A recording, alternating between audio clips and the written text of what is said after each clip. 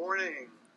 My name is Dennis Hill. I'm going to be presenting the Yoga Sutras of Patanjali with Dr. Ping Lu and his teaching staff. So the Yoga Sutras is the source book in history for yoga and meditation.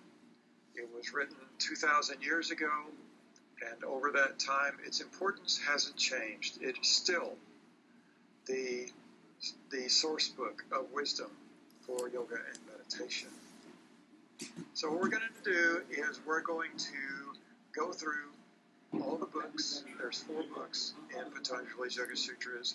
We're going to understand the basic principles that Patanjali has collected from the ancient wisdom that was available to him 2,000 years ago.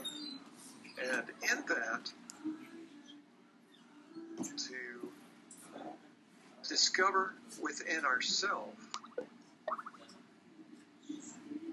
the spiritual being that is always happy, always at peace, always content, and find ways through the practices that we're given to live that in our lives. So I'm going to be focusing on these factors. Now, even though some of the sutras will be technical, the backstory on that is that this study and this understanding will lead us to a way to live fully in this life in the happiness that is our birthright. So, in this book of the Yoga Sutras, there's 4 parts. The first part is actually yoga psychology. And it's really different than Western psychology. So if you think you know about psychology from a Western standpoint, you're going to have to set that aside and allow yourself to look at things differently to come to understand yoga psychology as Patanjali gives us in the Yoga Sutras. The next book is about the practices in yoga and meditation.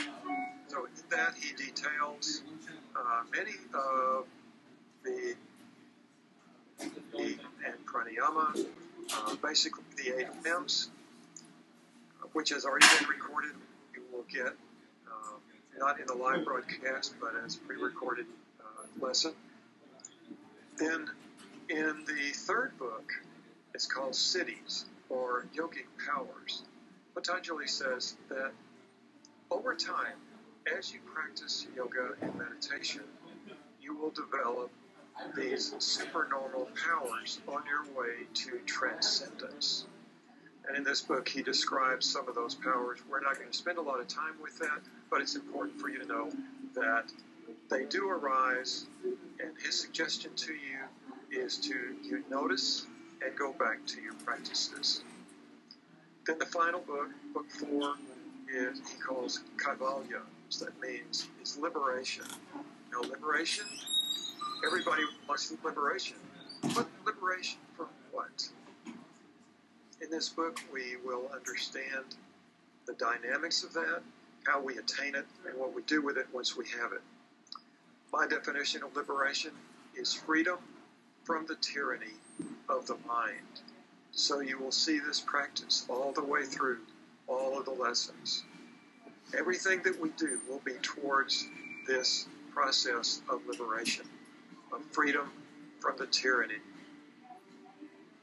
of mind as we go through this. Now, for your part in this, I would like for you to be prepared by reading the sutras ahead of time. And as you read, please underline. And as you underline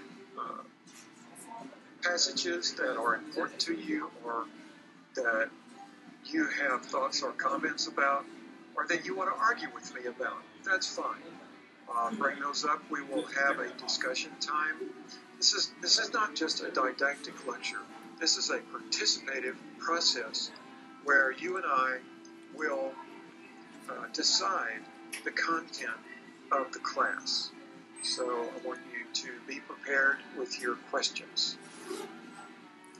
And so out of that will grow your learning experience in covering this wonderful process.